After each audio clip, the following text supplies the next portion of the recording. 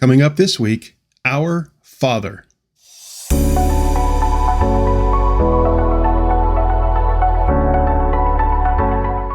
Hello, everyone, and welcome to Sunday Spoilers. We are getting close to having that time where we get together to worship God, to celebrate God, to praise God, to thank God for all the amazing ways that God is in our lives. As we think about that time, as we prepare ourselves for that time, we are able to understand what it means to be in His presence, that when we get to that moment, we know that we are fully engaging in who He is, that we are fully engaging in who He is making us to be. Today is a chance for us to get ourselves ready for that time. As we enter and continue into this season of Lent, the season that we prepare ourselves for Easter, to prepare ourselves to understand the full meaning of what it means to have forgiveness of sin, to have this new life given to us by the sacrifice of Jesus. Lent is a season of reflection. Lent is a season where we remember all that Jesus has done for us. We are going to be looking at the Lord's Prayer during this time as a way to focus ourselves on the importance of prayer. We know that as we grow spiritually, as we develop in our faith, as we follow Jesus as disciples, prayer is an integral part to that relationship that we have. Prayer is a chance for us to be able to have our hearts shaped, to have Him guide us, and to just be present with Him whenever we can.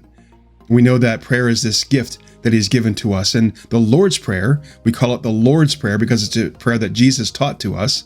It gives us really a template. It gives us a blueprint of how prayer can work.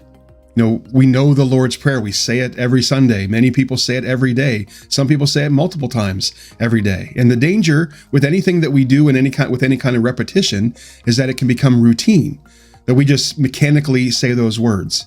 We've memorized them. It becomes muscle memory. We just say the words and we're not really thinking about what we're saying. And there's a lot to learn in this prayer. There's a lot of things that Jesus shows us in this prayer. There are things that we ask of God in this prayer, and there are things that we ask of ourselves in this prayer. And there's ways that we're trying to shape ourselves with these words that we say. It's not just that this is a formula, that if we just say these words, everything's going to be great and fine. This is that blueprint. This is that template for us to shape our own prayer life. And this prayer begins with the two words that are truly revolutionary in how God is addressed, how God is kind of thought of, and how God is talked to in a conversation. These two words of Our Father change everything from what was happening before to that point. We'll get more into that on Sunday as to what makes this revolutionary, what makes this so different. But I think one of the things that Jesus is trying to show us is that how important it is to have this connection to God. How important it is for us to see God as someone who is here for us, to see God as someone who is here to help, to see God as someone who is always present with all of us. I look forward to sharing more with you about Our Father who art in heaven, hallowed be thy name. I look forward to worshiping with you this coming week, and I look forward to learning as much as we can about prayer and praying that prayer together. We'll see you then. Take care, everyone.